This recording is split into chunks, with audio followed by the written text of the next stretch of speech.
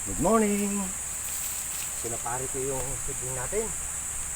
Nakapag-dilig na si pare ko inyo. Lalapad na ng daon, no?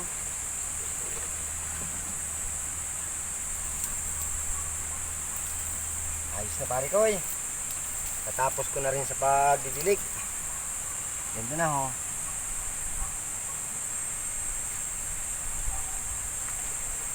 Shout out po sa inyong mga kapari ko eh. Sa mga hindi pa po nagtatanim ng talong, turuan ko po kayo. Kailangan po ng seedling ng ganito na magsisidling ka. Tulad nito, maliliit pa po. Kailangan po pare ko na may bubong. Tulad nitong napakalakas po ng init. Dapat po na maiwasan natin nito ay yung katawan po nila, ang balat, pinakabalat ng puno nito na hindi po masusunog.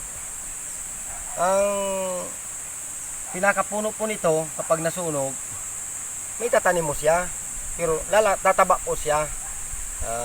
Pag malaki na po siya na nandiyan po nakatanim na po siya, di mataba na, malalaki na pong ang dahon niya.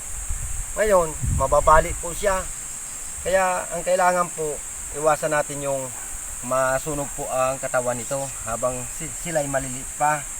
Kaya kailangan may bubong po, mga kapari ko eh.